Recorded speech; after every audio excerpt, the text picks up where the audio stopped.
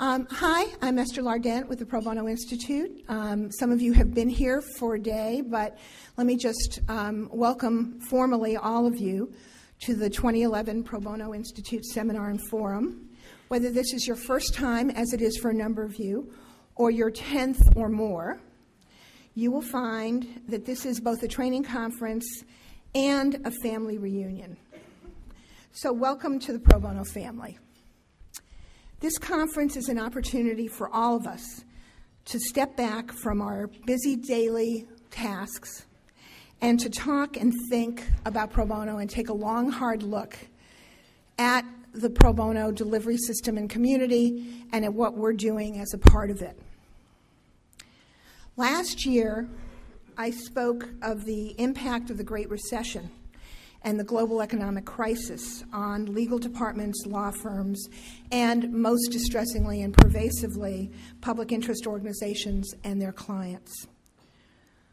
We hoped that we had seen the worst of the impact of that downturn, and we looked forward to a period of recovery. What we've seen in the past year and what we anticipate in the future, however, tells us that for pro bono, and in particular for our clients, the worst is yet to come. The cascading effect of the downturn on the regional, state, local, and national economies continues and worsens. In the U.S. and throughout the world, the consensus that government has an obligation to shelter and protect its most vulnerable people is quickly disappearing. And the justice crisis, as a result, is worsening. Just a few examples. If passed, the budget adopted by the House of Representatives, U.S. House of Representatives, would cut funding for the Women's, Infants, and Children Supplemental Nutritional Program by $758 million. This despite the fact that the program is utilized as a critical element of infant health for 45% of the infants born in the U.S. To date, the United States economy has lost almost 9 million private sector jobs. And although we do have something of a recovery, we have added back only about 1.25 million jobs. Of those 1.25 million jobs, more than half of them are low-wage positions, so that people who are earning and working are earning and working less. At the same time, funding for unemployment and extended unemployment benefits is at risk.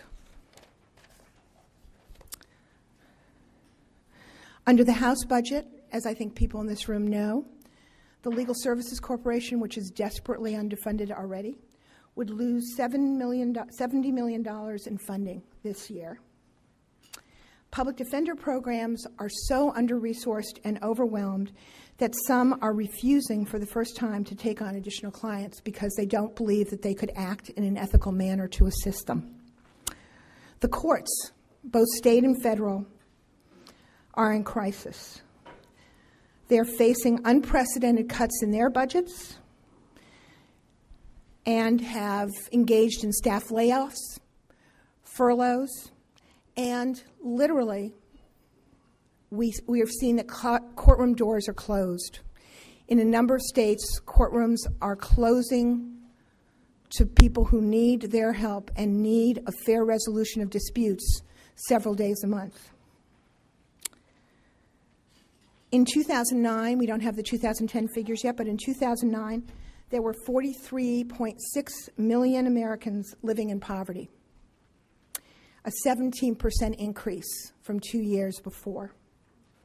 And the crisis, of course, is not limited to the U.S.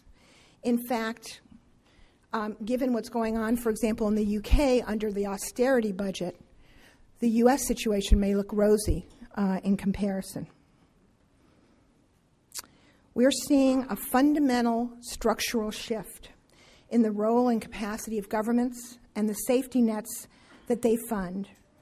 Regardless of your political views, I think we can all agree that when basic services are unavailable to people, when children don't have the education they need, when people who are ill don't have access to health care, that what we will see is more pressure on the legal system, more social problems coming into the legal system to be resolved.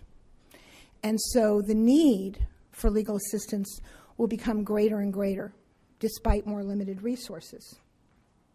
There is good news. And the good news is pro bono.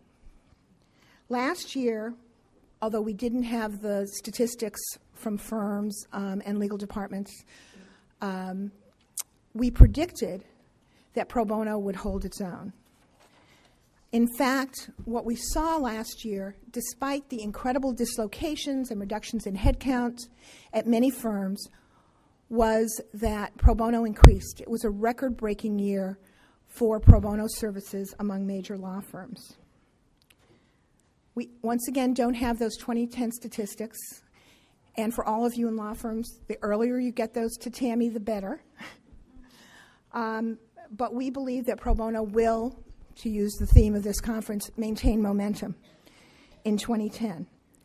The institutionalization of pro bono at major firms is solid, despite economic ups and downs, and thoughtful, and it is holding its own, which is terrific. The breakneck pace of new in-house pro bono efforts remains unabated. The corporate pro bono program that we sponsor along with the Association of Corporate Counsel has to date provided assistance to an extraordinary 350 and more legal departments. Some indication of the fact that this is not a flash in the pan or today's fad. This is something that's becoming institutionalized in the in-house world. And so what I was thinking the other day is, imagine if we were facing this broader, profound crisis 10 years ago, when we didn't have the strength of the law firm pro bono programs, when we didn't have the assistance of corporate people. So in a very real sense, we're blessed, and our people are blessed by the accomplishments of the people in this room. But with more poverty, more legal needs, and likely far fewer public resources, we can't be complacent.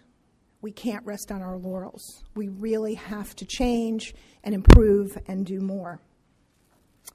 We have to do more and better pro bono, and most of all, we have to be willing to change the way we do pro bono.